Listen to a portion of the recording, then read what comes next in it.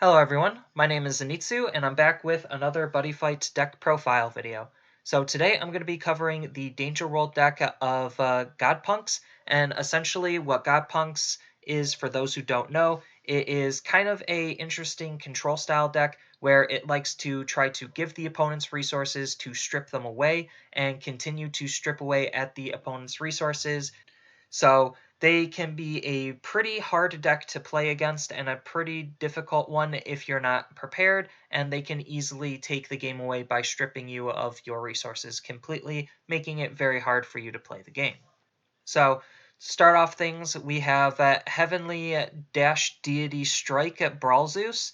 So his call cost is put 2 cards from the field, either yours or your opponent's, from the field into the drop zone. So his just call effect is basically acting as removal. And then he has a plunder effect when this card attacks and destroys a monster on your opponent's field or deals damage to them.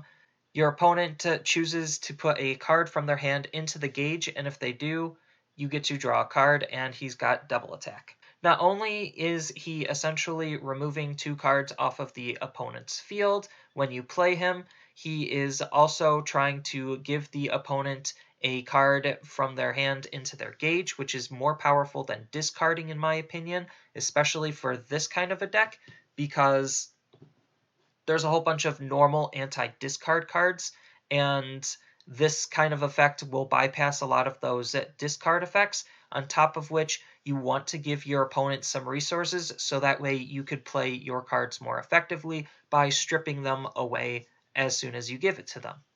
So he's just looking to be a pretty solid inclusion in the deck.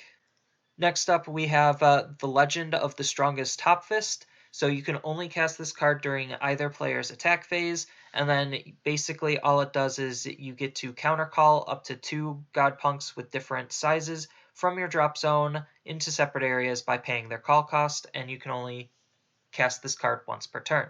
So the whole idea of this card is to act as a huge form of disruption onto the opponent, because a lot of the call costs on the Godpunks will end up taking opponents' resources away from them, making it harder for them to play, and especially during the combat step, if they're trying to prepare a big defensive play, then this card can easily disrupt that plan. And then lastly, they got Beats to Death Bat, Hermes Bat. So its equip cost is put a Godpunk monster from your drop zone into Soul and pay one of your opponent's gauge, so even the item is taking away from the opponent's resources. And then this card can attack even if there's a Godpunk monster in your center, so allowing you to run a full board formation is already pretty good. And then all Godpunk monsters on your field can't be destroyed or bounced back to the hand by the opponent's card effects. That's pretty solid, considering protection is almost required if you want the deck to be highly competitive. And then all Godpunk monsters on your field can't be destroyed or returned to hand by your opponent's card effects, so adding some extra protection onto your monsters is very good. The unfortunate thing is this card doesn't have any innate protection itself past its Soul Guard, but regardless, being able to protect your monsters is still very valuable. And then the last big thing about the card is the size of all of your original size 2 or less Godpunks are basically reduced to size 0s. So this card is what allows you to run that full board formation, on top of which it has Penetrate and Triple Attack and Soul Guard. So it's just looking to be a very, very powerful item for the deck. And then as far as what the rest of the deck is doing, it's not really doing anything too different than what it was doing in the past. It just has a little bit more control elements thanks to these new cards.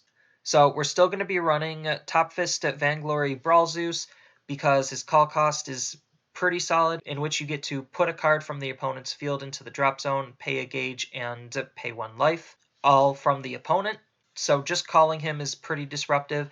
And then his plunder effect is pretty decent, where if he destroys a monster or deals damage to the opponent, you basically get to drain 2 life from the opponent. Next up, we have Dysfunctional Gyheheleia. So its act ability is pretty decent, where you basically get to salvage 2 Godpunk monsters with different sizes, other than this card, from your drop zone, and pay 1 gauge and rest this card to do it. So it's just pretty good at making sure you'll always have a Godpunk to play. Next, we have Fingers at Myriad Zapuranos. So his call cost is to pay one of the opponent's gauge and then put the top card of your deck into your soul for his Soul Guard effect. And then when this card is destroyed, your opponent discards a card and it deals 1 damage to the opponent. So he's just in there again for a little bit more disruption on the opponent while taking away some of their resources in order to play him. Next, we have Thrasher Diepan. So Diepan is basically the Garcat of the deck, except he'll add a card from your opponent's deck to their gauge, and then you get to add 2 to your gauge, and then if you have another Godpunk, you'll draw a card. So he's still doing a lot of what Garcat's doing. You'll draw a card, gain some gauge. He's gaining the opponent some gauge, so that way you could try to take it away to play your cards. Next up, we have Crazed at Deity Girl Gothiris. So her call cost is paying one of the opponent's gauge, and then your opponent can't call monsters from their drop zone. That may or may not be relevant, but either way, it's still a nice effect to have. And then when this card attacks, if your opponent has 1 or less gauge, your opponent will discard a card. Her call cost is disrupting the opponent's gauge and taking resources away, on top of which, if you take away enough resources from your opponent, they'll have to start discarding cards, and if they don't have any discard protection, then they could be in some real trouble. Next, we have Imperial Demon Scoundrel Zugagagaia. So her call cost is pay 2 the opponent's gauge and put the top card of your deck into her soul. And then if you are equipped with an item, this card's size is reduced by 2, so that makes her a size 1. But considering we have the new item that will make all of our size 2 or less a size 0, that effect doesn't really matter as much. And then on top of that, she has the really insane effect of, other than during the opponent's start phase, if they were to basically draw cards, then the opponent will have to discard cards. And then you can only activate it once per turn. So let's just say they're trying to draw 2 cards. This ability will activate, and they'll have to discard 2 because they tried to increase their hand. And then she has double attack and penetrate and soul guard. So she's just even more disruption on the opponent. And then the last monster of the deck is going to be my buddy. So if you have less than 4 copies of your buddy in your deck, you can use my buddy to buddy call him. So this has a interaction with a couple of different cards to form a pretty powerful counter call combo, and I'll get to that when I get to the last piece of the combo. Next, onto the spells, we're just going to be running a fairly standard Godpunk spell package with a little bit of generic support splashed into it. All Is Mine is pretty good because you basically get to search out one of your Godpunks or your item from your deck and add it to your hand, so obviously searching is pretty powerful and really important.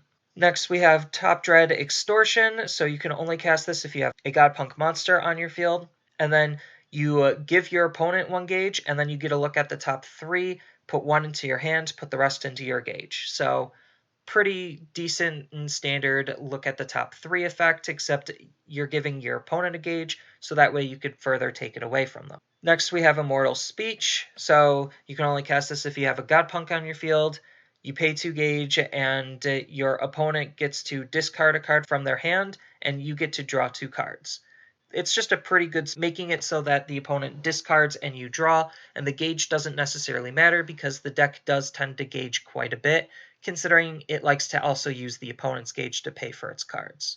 Next up, we have Members Only Club, Deadeity. So this is a set spell, and it's pretty good, considering it triggers at the opponent's main phase, and you get to choose one of the 2. Your opponent either discards a card and you get to draw a card, or you get to drop one of your opponent's gauge and charge 2 of your own gauge.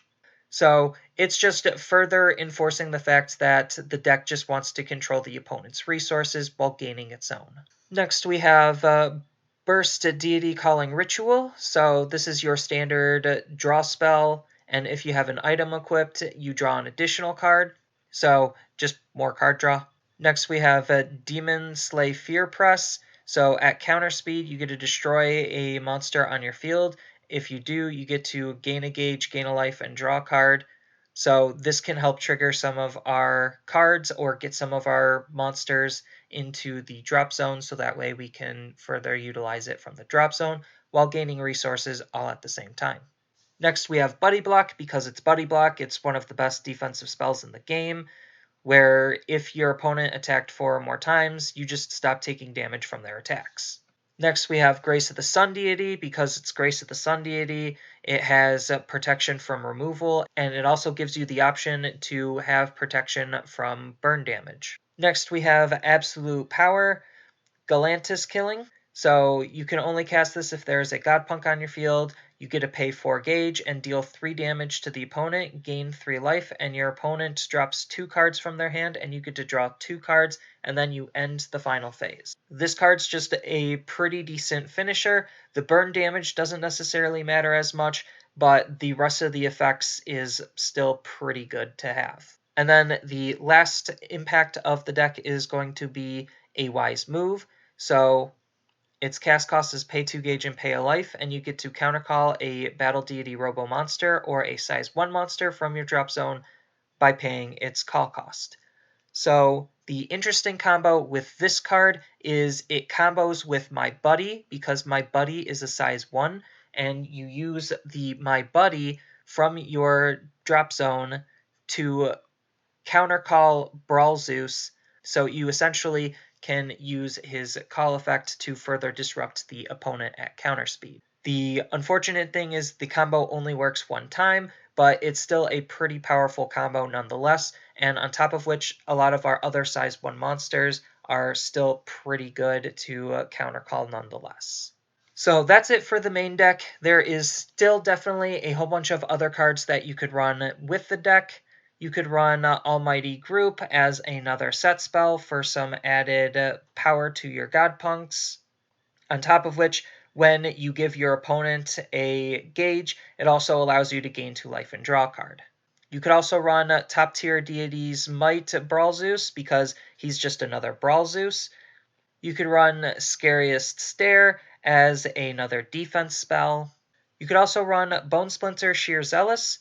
So when this card enters the field, you get to return all cards from your opponent's gauge to their deck. So what this card does is it gauge resets the opponent, and then you're also going to be gaining 2 life. You could also run Junk Wheels as just more disruption. You could run Time Sale because you'll have a decent amount of gauge and you'll have a decent amount of life. So it's just a solid draw 2 in this deck. You could run Loyalty for some more counter tech. You could run Lost World because it's Lost World. And you could also run 4th Omnilord Burnova Rebuddy because you are making all of your size 2s into size 0s, so he just naturally is able to fit onto the field.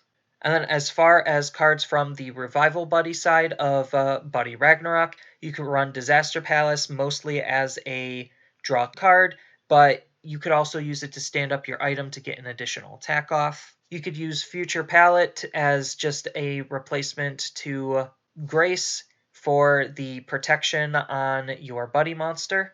So you could also run Future card Buddyfight because this card is just absolutely insane.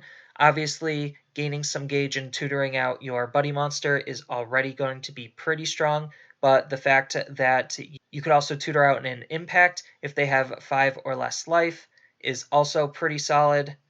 And on top of all that, during your attack phase, if this card's in the Buddy zone, it'll also give a Buddy on your field +2 crit. So it's just absolutely insane. You could also run the 8th Omnilord because he is just a pretty solid size 3 beat stick with a whole bunch of keywords on him. And then lastly, you could also think about running the 7th Omnilord just as another replacement to Grace of the Sun Deity for some extra protection.